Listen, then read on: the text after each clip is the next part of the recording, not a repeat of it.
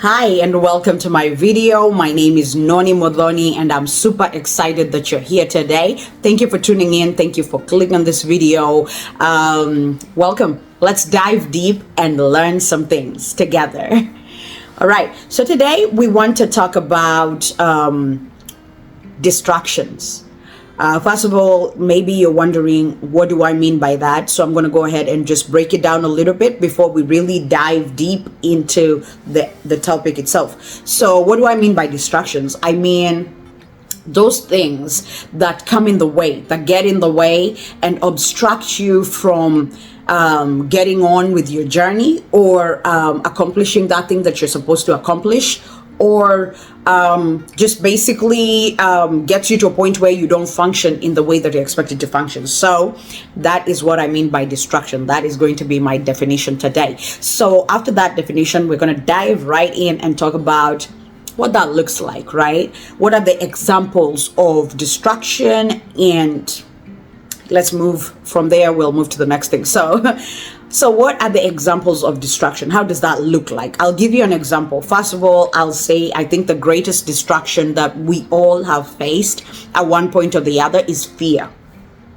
What do I mean fear is a distraction? Maybe somebody has never thought of fear as a distraction. Fear is a distraction. I'm going to give two instances of fear that it's going to give a broader understanding of what fear looks like.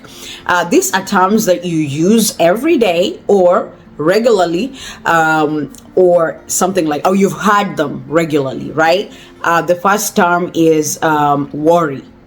Don't worry. Oh, don't worry about it. Or, worry. What's worry? Worry is fear about something that has already happened. So that is like fear in past tense is worry. Okay. So I hope we're together up until that point. And then there is anxiety. Oh man, I'm just so anxious about this thing. I'm so nervous. That's another word. I'm so nervous. Nervous and anxious is the same. So when you're speaking of nervous or anxious, you're speaking about a future event that hasn't happened yet, but yet you're feeling fearful towards a future event that has not happened. Okay? And worry is feeling fearful about something that has already happened. Okay. Now, after understanding that, now you get why I mean by fear. When you're in that state of fear, you're not able to function or show up in the way that you should about the matter, because most of your time is consumed mentally. The thoughts that you're producing at that point and the ones that you're attracting are all based on the fear of tomorrow or the fear of the past. Okay, so in the fear of the past, for example, you will be thinking things like, oh my goodness, what are they going to think when they find out? Okay, so now what's going to happen? Is the thing going to collapse? Just things like that. That's worrying about something that already happens. How can you function without fear in a situation like that?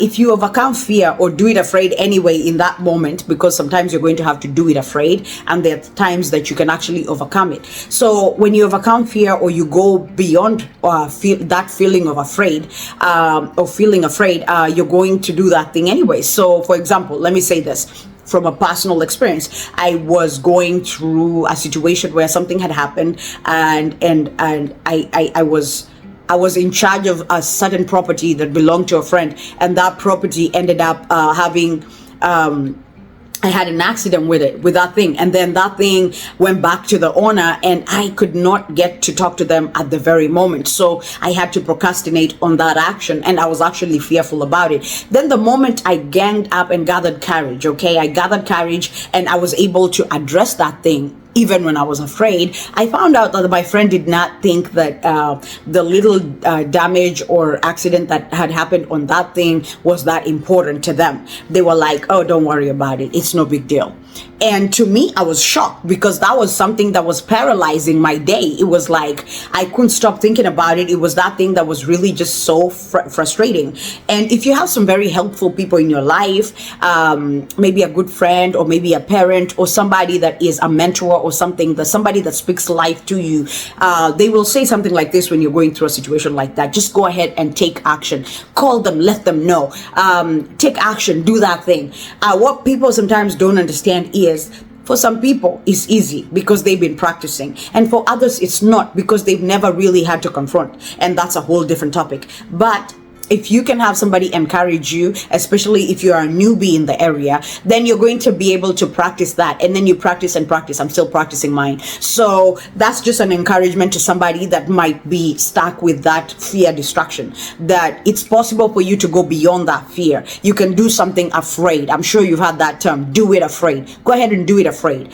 It's not going to kill you, I promise. It's just going to make you stronger. After you're done with that thing that you were going for, you're going to realize that, oh my goodness, it's not as bad as you think. I promise you, most times than ever, it's not as bad as you thought. I'm really telling you the real. All right. So the next distraction that I'm going to talk about is something that gets in your way, like obstructive distraction. Obstructive distraction is this, like, it could be something, let's say, for example, social media can get in the way, right? Where maybe you are going somewhere, you had a day planned out, and then you say, let me just jump into TikTok real quick and then just check out like one video. Or maybe your favorite friend just sent you a video and suddenly you're watching it, and then there's another video that prompts the social media platform prompts to you, and then now suddenly it's 10 hours later, you're still there, seated in the same location, did not do nothing, did not accomplish what you were supposed to accomplish. You are not able to write that material